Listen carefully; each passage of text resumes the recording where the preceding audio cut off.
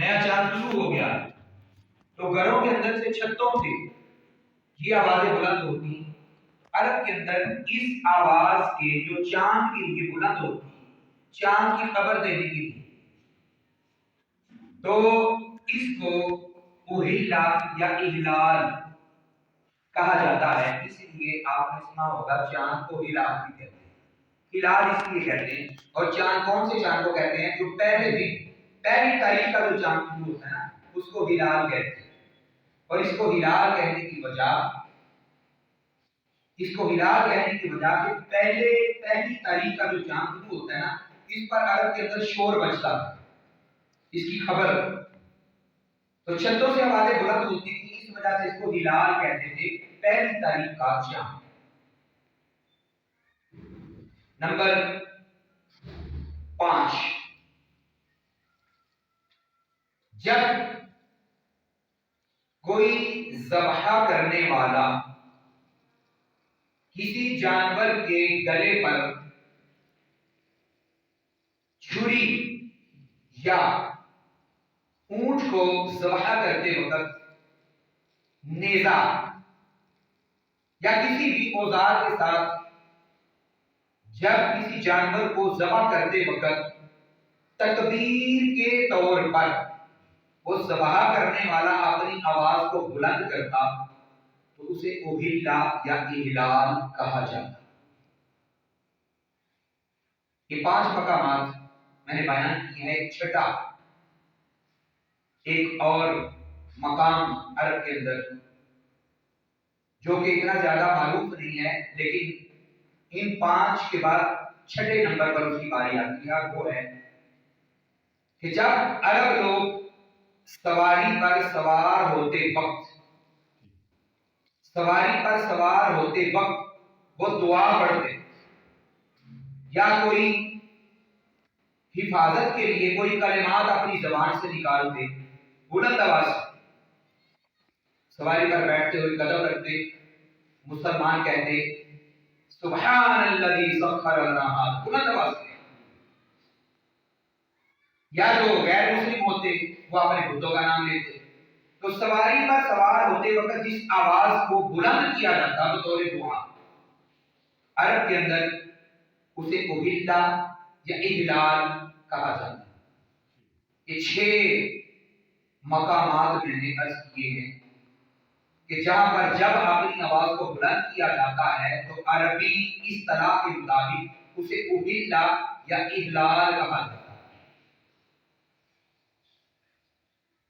اب آئیے چلتے ہیں اس معنی کی طرف کہ جس معنی کے سننے کے بعد ہم کسی اور سے معنی سننے کے محتاج نہیں رہے.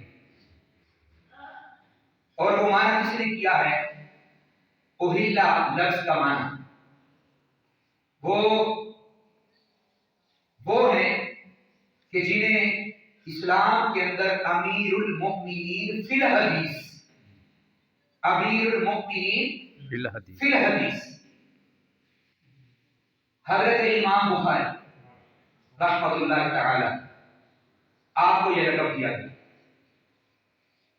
اور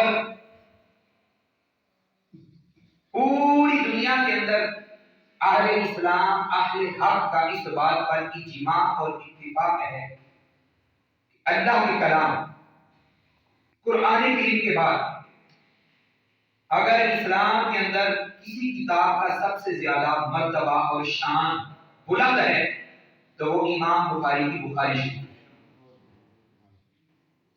جس کے اندر اللہ کے پیارے محبوب علیہ السلام کی احادیث کو جمع کیا گیا. بخاری شریف امام بخاری آپ بخاری شریف کی جلد نمبر 2 حدیث نمبر 1473 میں اس کا معنی اوہلا لفظ کا معنی آپ ذکر فرماتے ہیں کہ اوہلا یا اہلال اس بلند آواز کو کہتے ہیں جو حاجی یا عمرے کے موقع پر تلبیہ پڑھتے ہوئے لبیک اللہم لبیک اس آواز کو بلند کرتے ہیں. اور مزید آپ بخاری شریف کے اندر 5 مختلف مقامات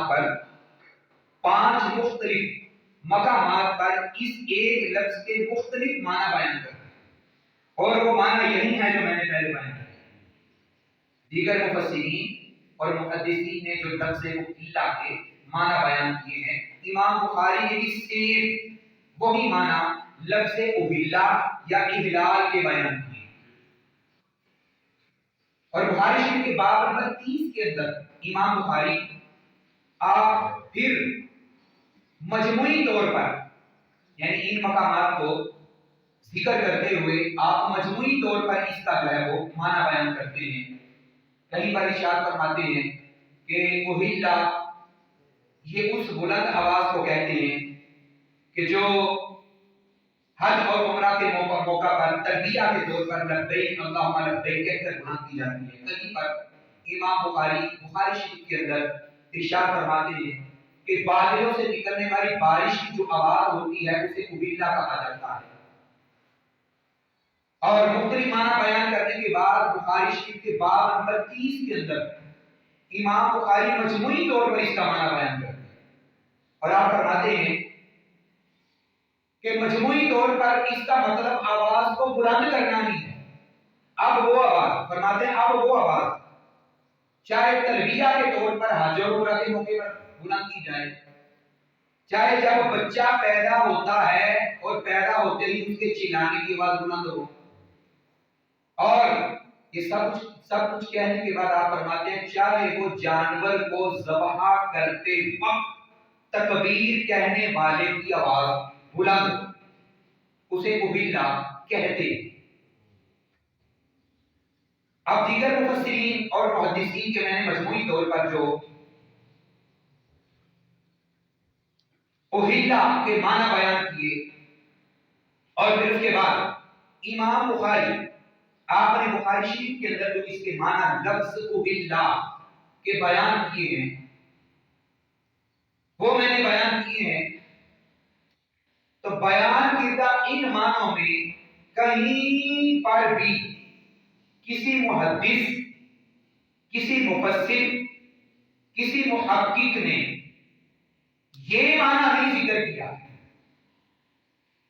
جو آج مسلمانوں کے سامنے پیش کر کے قرآن کا مفہوم بدلنے کی واردات کی جاتی ہے۔ اور وہ کیا واردات ہے؟ سنیے، وہ واردات یہ ہے وما اہل به لغیر اللہ۔ اللہ فرماتا ہے اس سے پیچھے انما حرم علیکم المیتۃ، بے شک اللہ نے تم پر حرام کر دیا ہے میتۃ، مردہ چیز کو کھانا، والدم، اور ہر طرح کا خون کھانا، یہ تمہارے لیے حرام کیا ہے، ولحم الخنزیر، اور خنزیر کا گوشت، وما اہل به لغیر اللہ، اور ہر وہ شے جس پر اللہ کے علاوہ نام لیا جائے۔ یہ ہے مفہوم بدلنے کی واردات۔ کسی مفسر نے یہ معنی نہیں کیا، کسی محدث نے یہ معنی نہیں کیا کہ جس بھی شے پر اللہ کے علاوہ کسی اور کا نام لے لیا جائے، جس بھی شے پر، بات کو ذرا سمجھیے، جس بھی شے پر اللہ کے علاوہ کسی اور کا نام لے لیا تو تم پر حرام ہو جائے گا، یہ معنی کسی نے نہیں کیا۔ اور آج اس آیت کریمہ کے اس جز کو وما اہل به لغیر اللہ کہاں پر فٹ کیا جاتا ہے؟ دیکھو جی، اللہ نے 4 طرح کی چیزیں تم پہ حرام کی ہیں، مردار کھانا، خون کھانا، اور خنزیر کا گوشت کھانا، اور ختم شریف کی شے کھانا۔ یہ واردات ہے۔ کیوں کہ ختم شریف کی شے کھانا کیوں حرام ہو گیا؟ بھئی تم کہتے ہو میرے ابو کا کھانا، اب اللہ کے علاوہ اپنے ابو کا نام لے لیا تو یہ حرام ہو۔ بالخصوص 11ویں شریف کے نیاز پر اس آیت کو فٹ کیا جاتا ہے۔ 11ویں شریف کھانا حرام ہے، کیوں؟ تم کہتے ہو غوث پاک کی 11ویں شریف، اور اللہ قرآن میں فرماتا ہے کہ جس شے پر اللہ کے علاوہ کسی اور شے کا نام لے لیا، غیر اللہ کا نام لے لیا، وہ تم پر حرام ہو جائے گی۔ اب ہمارا ایسے لوگوں سے یہ سوال بنتا ہے کہ معنی کہاں سے نکالتا ہے؟ عربی کی کسی لغت کے اندر تو یہ معنی نہیں بیان ہوا، کسی مفسر نے تو یہ معنی نہیں بیان کیا۔ کسی محقق نے تو یہ معنی بیان نہیں کیا، کسی محدث نے یہ معنی بیان نہیں کیا۔ عربی لغت کی، عربی گرامر کی جتنی بھی کتب ہیں اس کے اندر یہ معنی نہیں بیان ہوا کہ وما اہل به غیر اللہ، اس کا معنی یہ ہے یار شریف کا حرام ہے، اس کی معنی، اس کا معنی یہ ہے ختم شریف کل شریف کا ہو، 10 دن کا ہو، 40 دن کا ہو، سالانہ ہو اور اس کا لنگر ہو، یہ کھانا تم پر حرام ہے۔ نہ عربی کی کسی لغت کے اندر یہ معنی موجود ہے اور نہ کسی محقق نے، کسی ترجمہ کرنے والے نے، کسی وضاحت کرنے والے نے کوئی ایسی وضاحت پیش کی ہے۔ تو یہ من گھڑت مفہوم بدل کر مسلمانوں کے سامنے پیش کرنا، یہ مفہوم قرآن بدلنے کی واردات ہے۔ اوہیلا کا صحیح معنی میں نے پیش کیا ہے کہ اوہیلا کا معنی آواز کو بلند کرنا، اور جو مفسرین نے اس بلند کرنے والی آواز کو اوہیلا کے ساتھ منسوب کیا ہے وہ 6 مقامات پر کیا ہے جو میں نے آپ کے سامنے ابھی بیان کی ہے۔ یا تو لبیک اللہم لبیک کی آواز نکالنا، یا بچہ جو پیدا ہوتا ہے اس کی رونے کی آواز بلند ہونا، یا بارش کے پانی کی شدت، قطروں کی شدت کی آواز، بارش کی آواز اس کا پیدا ہونا، یا سواری پر سوار ہوتے وقت دعا پڑھنا۔ اب یہاں پر چونکہ حرام ہونے کا ذکر ہو رہا ہے تو حرام، اب یہاں پر وہ نہیں کہیں گے تلبیہ لبیک اللہم لبیک، بچہ بھی پیدا ہو رہا ہے اسے تو حرام حلال کا پتہ ہی نہیں ہے، تو اس پر بھی حرام کا کیا فتویٰ لگائیں گے؟ بارش اللہ کی طرف سے ہے تو بارش کی آواز بلند ہو رہی ہے، اس پر کیا حرام کا فتویٰ لگائیں گے؟ تو صحیح منسوب یہ کہاں پر جا کر ہو رہا ہے کہ جب ذبح کرنے والا جانور کو ذبح کرتے وقت جو تکبیر پڑھتا ہے، تکبیر پڑھتے وقت اللہ کے علاوہ اگر غیر اللہ کا نام لیا تو وہ جانور تم پر حرام ہو جائے۔ مفسرین تو اس کی وضاحت یہ کر رہے ہیں، محققین تو اس کا ترجمہ یہ کر رہے ہیں، وہ تو یہ مفہوم پیش کر رہے ہیں، اور مفہوم قرآن بدلنے کی وارداتوں کا جو سلسلہ جنہوں نے یہ ٹھیکہ لے رکھا ہے وہ اس کا مطلب کیا بیان کر رہے ہیں کہ اللہ فرماتا ہے تم پر ہر گوشت ہے حرام ہے، ہر گوشت ہے، ہر گوشت ہے حرام ہے کہ جس پر اللہ کے علاوہ کسی اور کا نام لے لیا جائے۔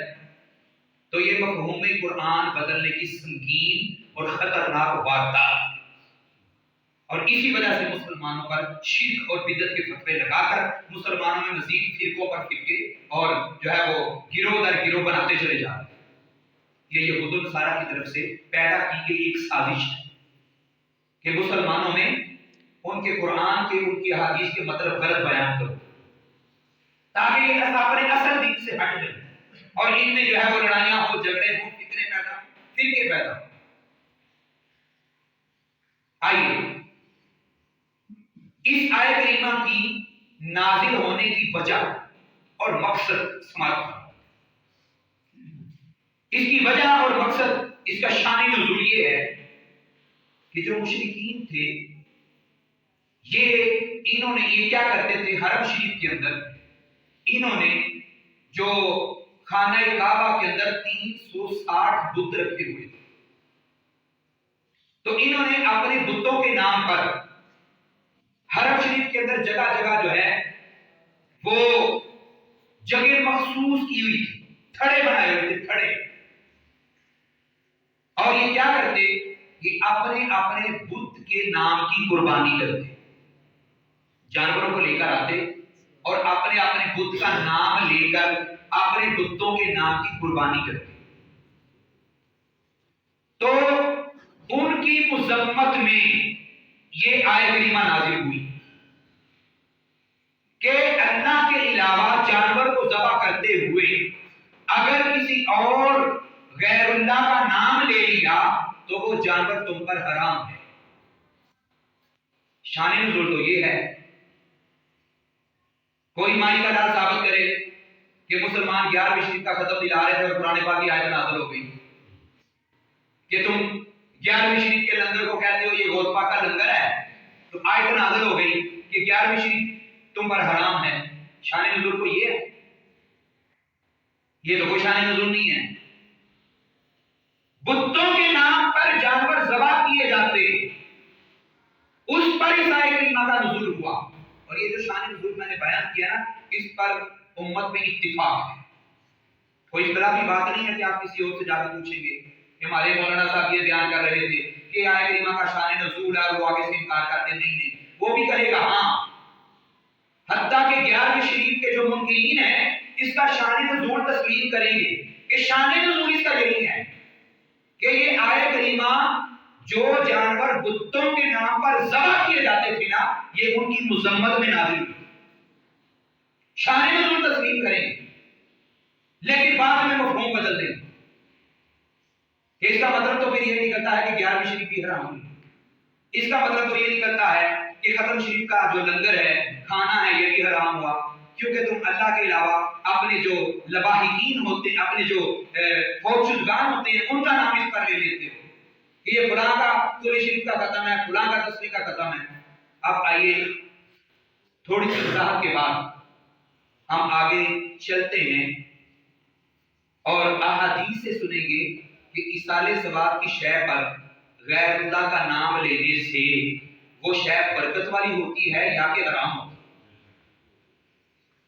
سنیے، حرام کیا ہے یہاں پر اور حلال کیا ہے. جو معنی مفہوم میں نے بیان کی ہے ان کے مطابق جب تک کسی شے پر، کسی جانور پر اس کو ذبح کرتے وقت تکبیر کے طور پر غیر اللہ کا نام نہ لیا جائے تب تک وہ جانور حرام نہیں ہوتا. یعنی کسی جانور کو یا کسی شے کو اگر ہم غیر اللہ کی طرف منسوب کر دیں تو خالی منسوب کرنے سے وہ حرام نہیں ہوتا. حرام کب ہوگا؟ جب ذبح کرتے وقت اس پر اللہ کے علاوہ کسی اور کا نام لیں گے تب حرام ہوگا. خالی منسوب کرنے سے حرام نہیں ہوگا.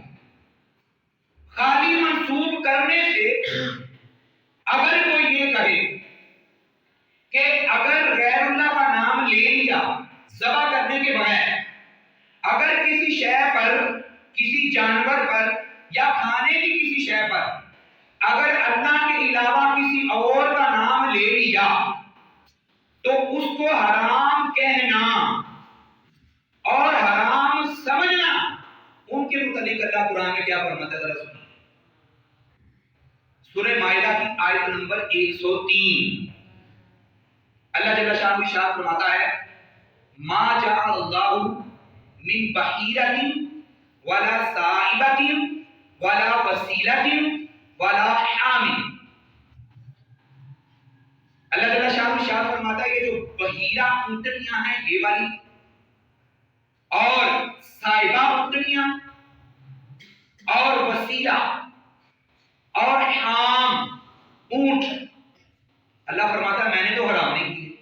ما جعل اللہ فرماتا ہے میں نے تو ایسا کچھ نہیں کہا، میں نے تو ان کو حرام نہیں کیا، اللہ نے تو تمہارے لیے حرام نہیں کیا.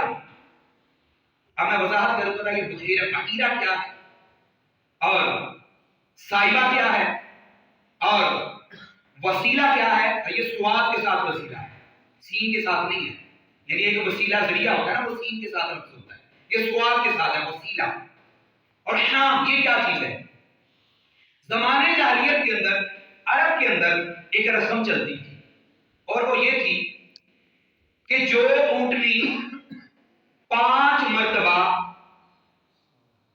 بچہ جننے کے بعد، 4 مرتبہ بچہ جننے کے بعد 5ویں مرتبہ جب وہ نر جانور کو جنتی، 5ویں مرتبہ اونٹنی جب اونٹ پیدا کرتی، اونٹ جنتی، تو عرب لوگ کیا کرتے؟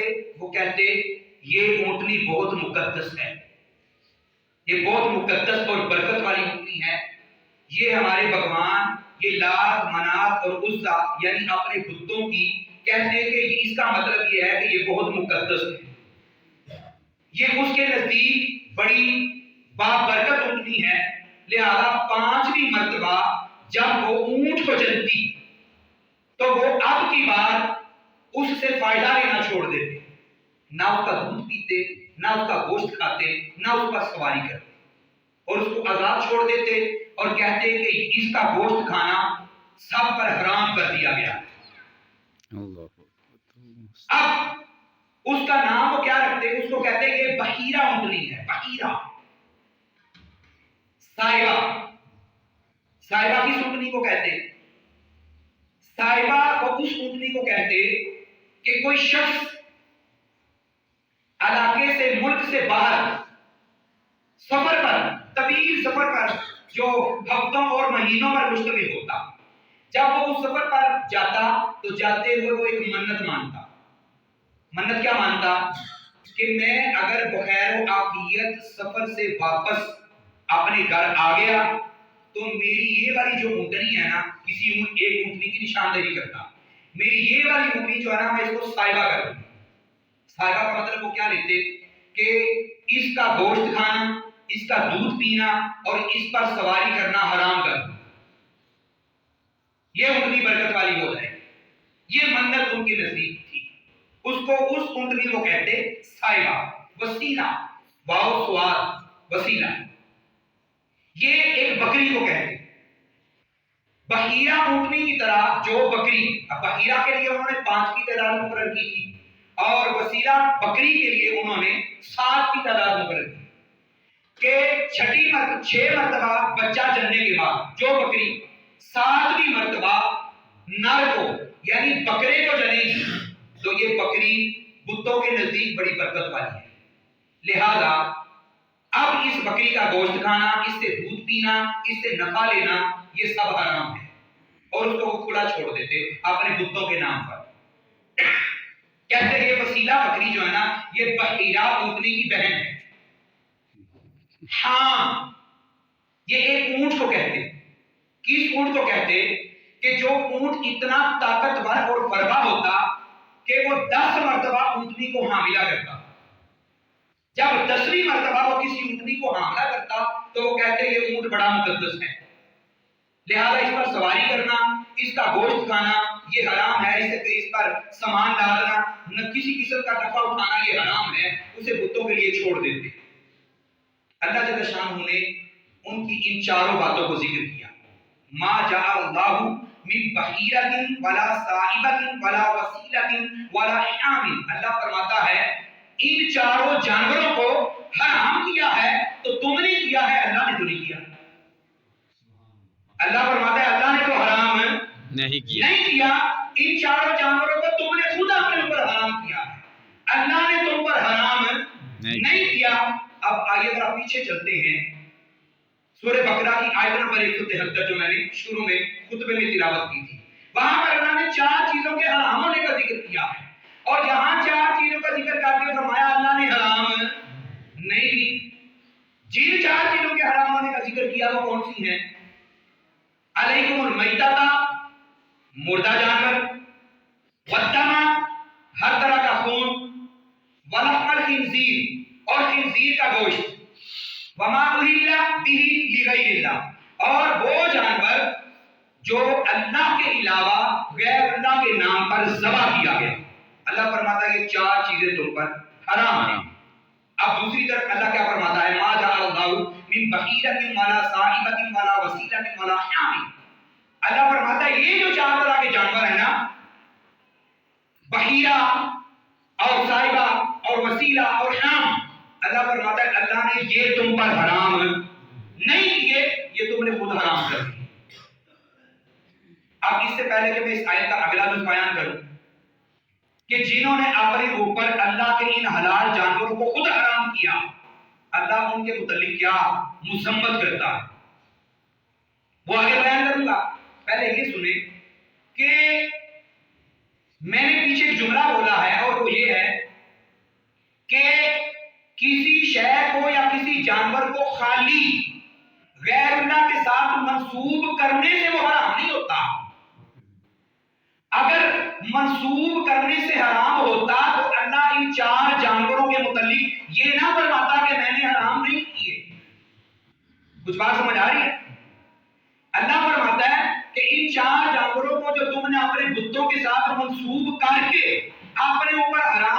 لیا ہے، اللہ فرماتا ہے اللہ نے یہ تم پر حرام نہیں کی۔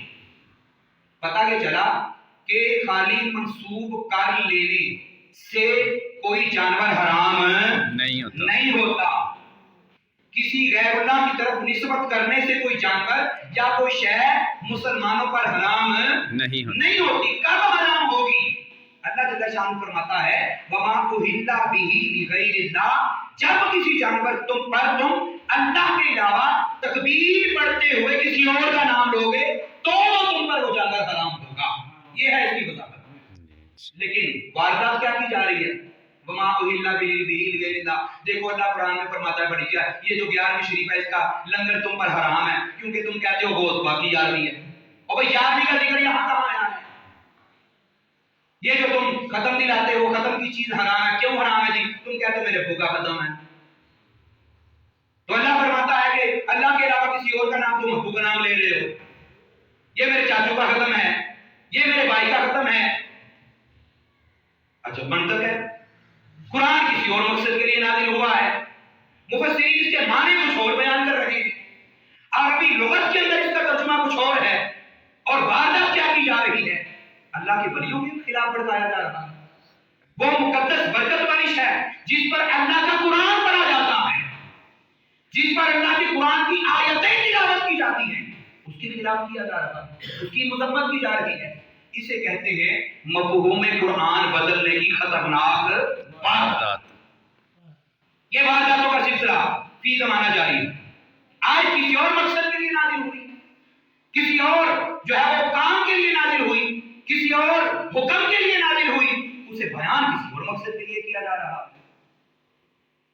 اب آئیے جو خالی منسوب اللہ کے علاوہ غیر اللہ کے ساتھ کسی شے کو منسوب کر دینے کی وجہ سے اپنے اوپر حرام کر لیتے ہیں، سنیے سورہ مائدہ کی آیت نمبر 3 میں آگے اللہ کیا فرماتا ہے ایسے لوگوں کے متعلق؟ اللہ فرماتا ہے وَلَٰكِنَّ الَّذِينَ كَفَرُوا، یہ کافر، اللہ فرماتا ہے یہ کافر۔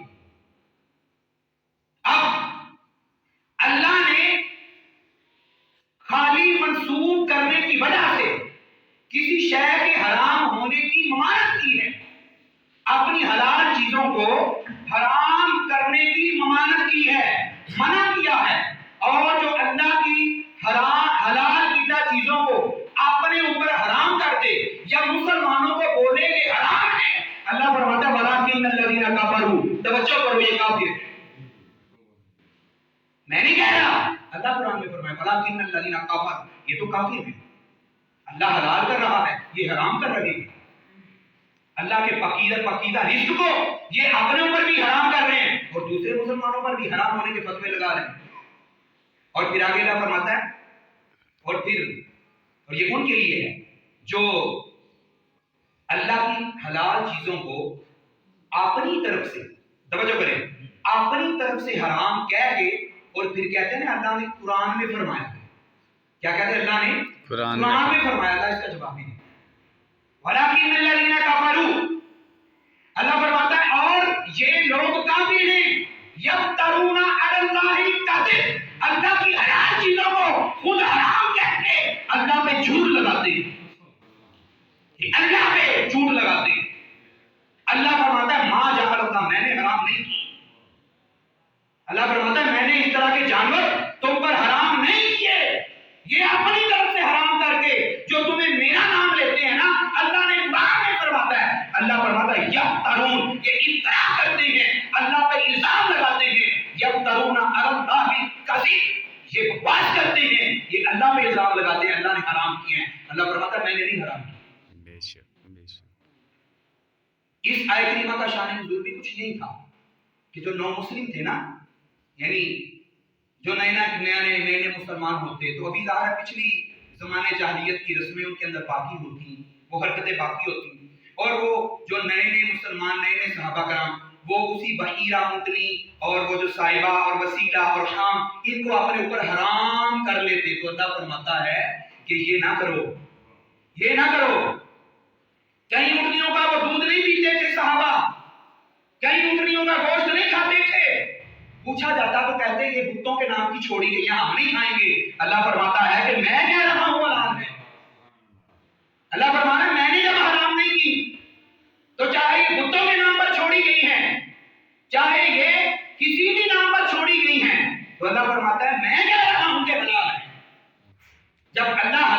دے رہا ہے تو کسی کو زیب نہیں دیتا وہ اٹھ کے بولے کہ جامع شریف کا یا قدم پاک کا لنگر جو ہے یہ حرام ہے.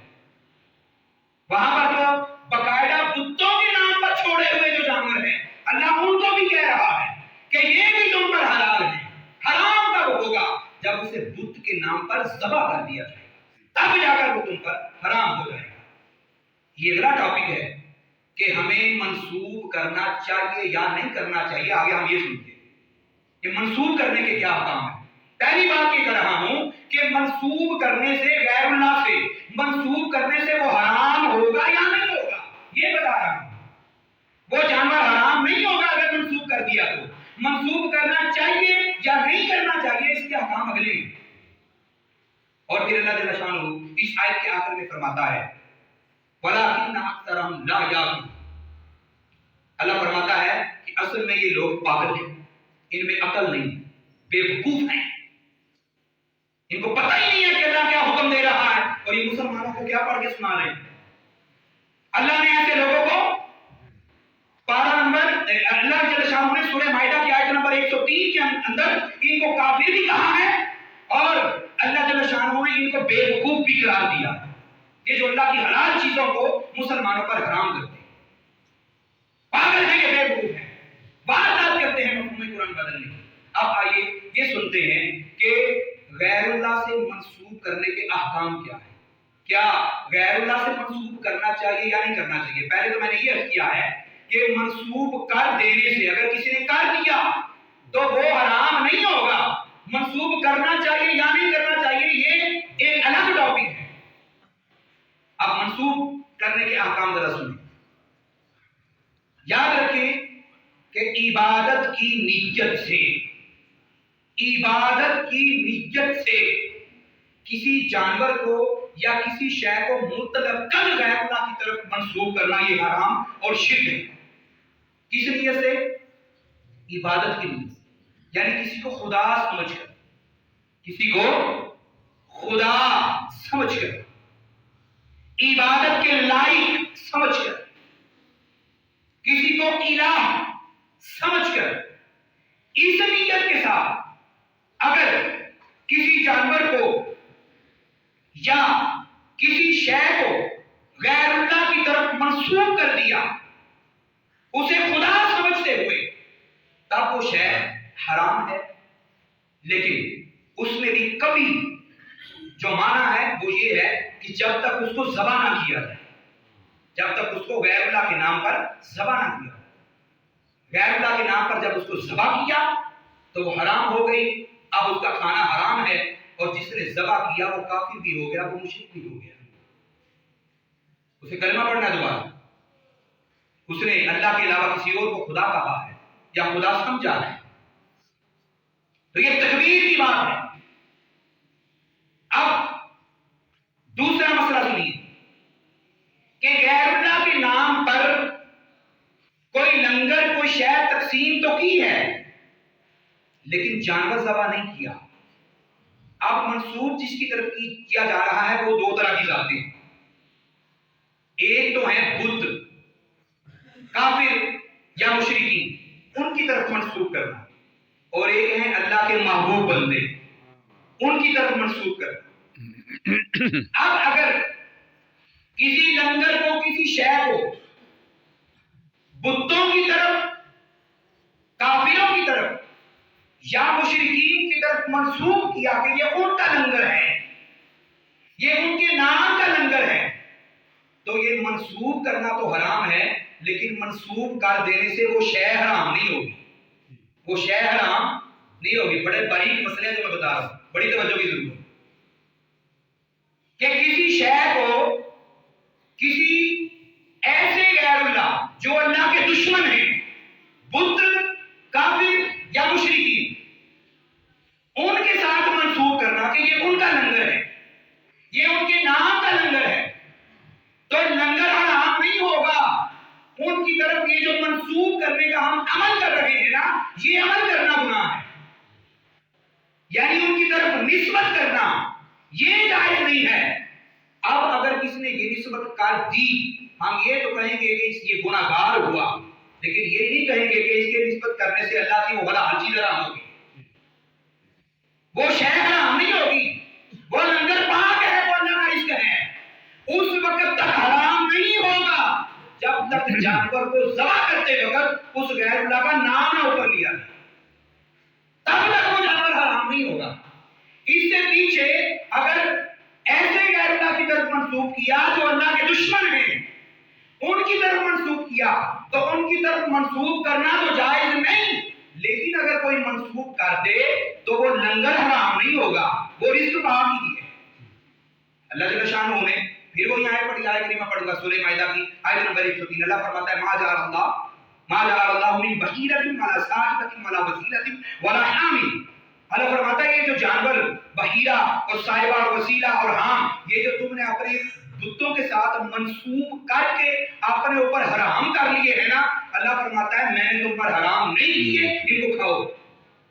اب انہوں نے منسوب کیے تھے تو پتہ یہ چلا کہ خالی منسوب کرنے سے جانور یا وہ شے حرام نہیں ہوتی، ہاں منسوب کرنے کا جو عمل ہے نا، یہ اللہ کے دشمنوں کے ساتھ منسوب کرنا جائز نہیں ہے۔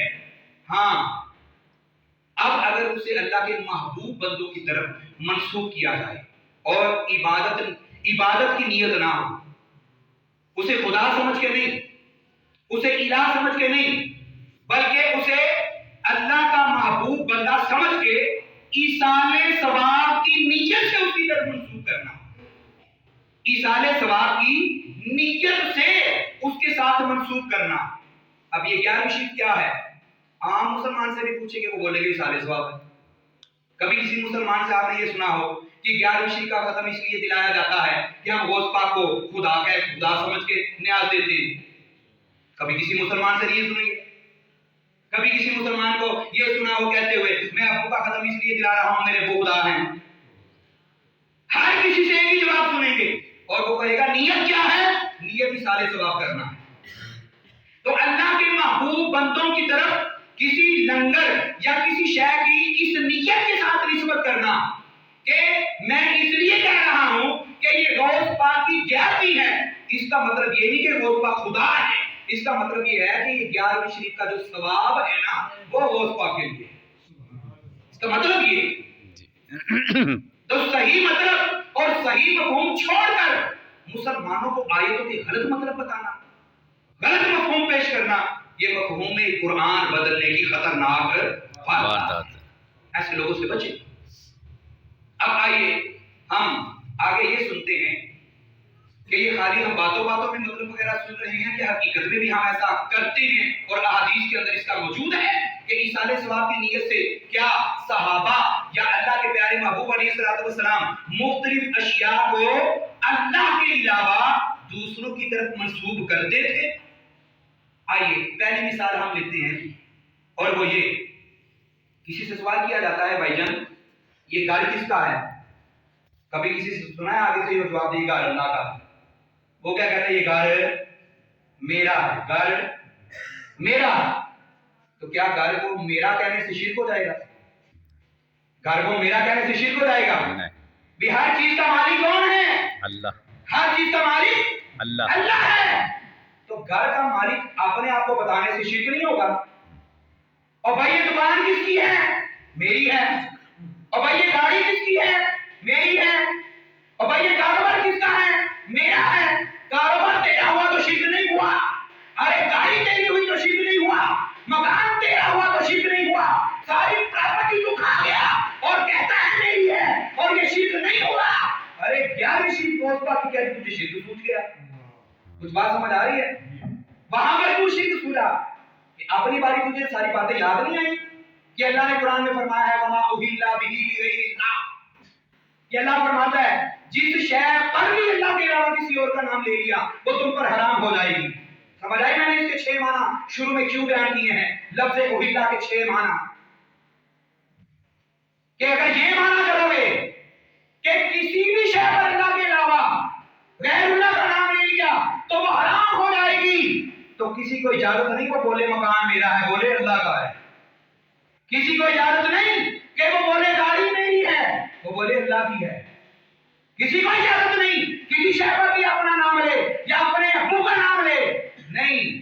جب وضاحت طلب کریں گے تو وضاحت میں یہی بولے گا کہ کہ حضرت صاحب اصل میں حقیقی طور پر ہر شے کا مالک اللہ ہی ہے، لیکن اس دنیا میں اس نے مجھے عطا کیا ہے اور مجھے مالک بنایا ہے، مجھے مالک بنایا ہے۔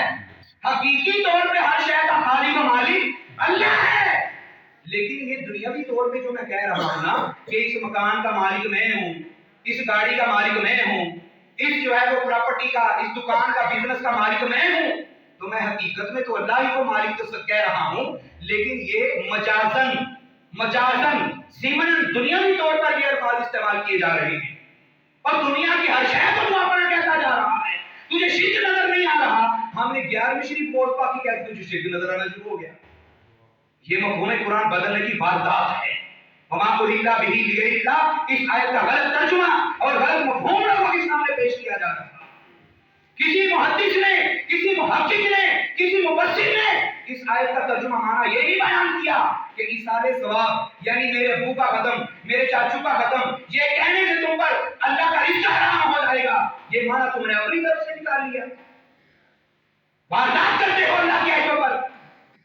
امام بخاری نے 6 معنی بیان کیے، 6 میں سے ایک معنی بھی یہ نہیں بیان کیا کہ ایصال ثواب کی چیز اس کو اللہ کے علاوہ غیر اللہ کا نام لینے سے، وہ ایصال ثواب کی چیز، وہ ختم شریف کا لنگر، وہ تم پر حرام ہو جاتا ہے، یہ معنی تم نے خود مان گڑت بنا لیے مسلمان میں فرقے پیدا کرنے کے لیے۔ آئیے کوئی یہ نہ کہے یہ تو حضرت صاحب یہ تو دنیاوی باتیں ہیں، یہ تو دنیاوی مال ثواب کی باتیں ہو رہی ہیں، بات ہو رہی ہے عبادت کی، اللہ کی عبادت کی بات ہو رہی ہے۔ تو عبادت کے معاملے میں کسی اور کی طرف اللہ کی عبادت کے معاملے کو منسوب کرنا یہ شرک ہوتا ہے۔ تو آئیے بھائی عبادت کا بھی سن لیتے ہیں۔ ایک بندہ 2 رقمیں لے کر کسی ادارے کے پاس آئے اور کہے کہ 2 رسیدیں بنا دیں۔ حضرت صاحب 2 رسیدیں بنا دیں، پوچھا جائے کس چیز کی، وہ بولے یہ زکوٰۃ ہے۔ اسے پوچھا جائے کہ زکوٰۃ یہ 2 الگ الگ پرچیاں بنانی ہے، جی الگ الگ پرچیاں بنانی ہے، 2 کیوں بنانی ہے؟ وہ بولے گا یہ میرے ابو کی زکوٰۃ ہے اور یہ میری زکوٰۃ ہے، یہ میرے ابو کی زکوٰۃ ہے، یہ میری زکوٰۃ ہے۔ اب اپنے دل سے بتائیں زکوٰۃ کس کی عبادت ہے؟ زکوٰۃ ادا کرنا کس کی عبادت ہے؟ اللہ کی۔ تو اگر کوئی یہ کہے کہ میری زکوٰۃ ہے تو میں دے رہا ہوں، شرک نہیں ہو جائے گا؟ نہیں ہوگا۔ کیوں؟ جب وضاحت مانگی جائے گی وضاحت میں یہ کہے گا کہ حقیقت میں حکم اللہ کا ہے، لیکن میں اپنے مال کی زکوٰۃ دے رہا ہوں، اس لیے کہہ رہا ہوں یہ میری زکوٰۃ ہے۔ اگر کسی کو یہ سمجھ نہیں آئی تو آئیے آگے چلتے ہیں۔ بڑی عید آتی ہے، آپ نے اپنے جانور لیے جاتے ہیں، جو یہ کہتے ہیں نا یہ گوشت پاک کا بکرا اور یہ فلاں پیر صاحب کا بکرا کہنے سے شرک ہو جاتا ہے۔ اب اپنی بڑی عید پہ وہ کیا کر رہے ہوتے ہیں ذرا سنیں، وہ کیا کر رہے ہوتے ہیں؟ اور بھائی جان یہ قربانی کا بکرا کس کا ہے؟ یہ میرے ابو کا ہے۔ اور یہ قربانی کا بکرا کس کا ہے؟ یہ میری امی کا ہے۔ یہ قربانی کس کی ہے؟ یہ میری قربانی ہے۔ بندہ پوچھے قربانی کس کی عبادت ہے؟ قربانی کس کی عبادت ہے؟ بولے اللہ کی۔ اللہ کی۔ یہ پورا بکرا اپنا یہاں پہ اپنے بنا لیا اس نے، ہم نے گوشت کا بکرا کہہ دیا، اس کی شرک کی پھرکی گھوم گئی ہے۔ ہم نے اپنے ابو کا ختم شریف کا لنگر کہہ دیا، اس کو شرک سوچنا شروع ہو گیا۔ یہ پورا قربانی کا جانور اپنے ابے کا بھی کیا جا رہا ہے، اپنی اماں کا بھی کیا جا رہا ہے، اپنا بھی کیا جا رہا ہے، یہاں پر اس کو شرک نہیں نظر آ رہا۔ تو جب قربانی کرنے والے سے بھی وضاحت پوچھی جائے گی نا، وہ وضاحت یہ نہیں کرے گا کہ بھائی قربانی اللہ کے لیے ہے۔ قربانی کس کے لیے ہے؟ اللہ کے لیے۔ میں جو یہ کہہ رہا ہوں نا یہ قربانی کا بکرا میرا ہے، اس کا مطلب یہ نہیں کہ قربانی میرے لیے ہے، اس کا مطلب یہ ہے میری طرف سے ہے۔ اس کا مطلب کیا؟ میری طرف سے ہے۔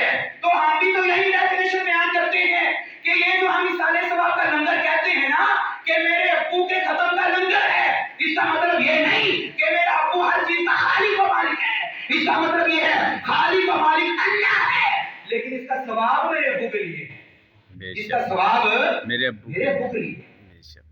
یہ ہے مفہوم قرآن اصل میں سمجھنے والے۔ آج وارداتیں کی جا رہی ہیں اللہ کی آیتوں پر، غلط ترجمے، غلط مفہوم لوگوں کے سامنے پیش کیے جا رہے ہیں۔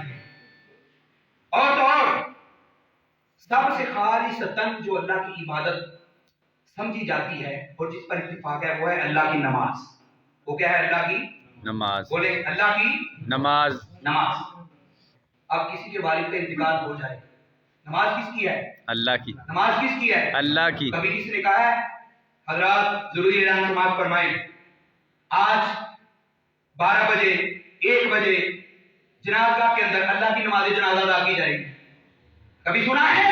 نہیں. ارے جو کہے گا اللہ کی نماز، جنازے کو جس نے اللہ کی نماز کہا وہ کافر ہو جائے گا. نماز اللہ کی ہے لیکن کہنا پڑے گا میرے ابو کی نماز جنازہ ہے. یہ نماز جنازہ کس کی ہے؟ میرے ابو. میرے ابو کی ہے. یہ نماز جنازہ کس کی ہے؟ میرے چاچو کی ہے. یہ نماز، ارے اللہ کی نماز اللہ کی ہے، تم کہے جا رہے ہو میرے ابو کی ہے. یہاں شرک نہیں ہوتا. تو جب وضاحت پوچھی جائے گی تو وضاحت کرنے والا یہ نہیں کہے گا بھائی نماز جنازہ اصل میں نماز اللہ کی ہے، لیکن میں یہ جو کہہ رہا ہوں میرے ابو کی نماز جنازہ ہے، اس کا مطلب یہ ہے کہ میرے ابو کی مغفرت کے لیے یہ نماز پڑھی جا رہی ہے. یہ ہوتی ہیں وضاحتیں، اور یہ لوگ وضاحتیں نہیں پوچھتے، نہ وضاحتوں کی طرف جاتے ہیں. انہیں جو شرک گھٹی دی گئی ہے نا کہ بس مسلمانوں کا شرک کے فتوے، اس کی تم جو ہے نا وہ فیکٹری کھول کے رکھو، اس کی مشین چلا کے رکھو، آیتوں کو سمجھنے کی ضرورت نہیں ہے، اور نہ ہی ان اہل سنت سے مفہوم اور مطلب پوچھنے کی ضرورت ہے. بس تم بات بات پر ان کو مشرک کہتے رہو اور اپنے فرقے کو قرآن چڑھاتے رہو. ہم جو غوث پاک کا لنگر کہتے ہیں، یا اگر کسی کو کسی نے غوث پاک کا بکرا کہا نا تو اس کا مطلب یہ نہیں کہ غوث پاک کے نام پر اس کو ذبح کیا جائے گا، ذبح اللہ کے نام پر کیا جائے گا، ذبح اللہ کے نام پر کیا جائے گا. مطلب اس کا یہ ہے کہ اس کا ثواب جو ہے نا وہ بزرگوں سے پاک نہیں ہے.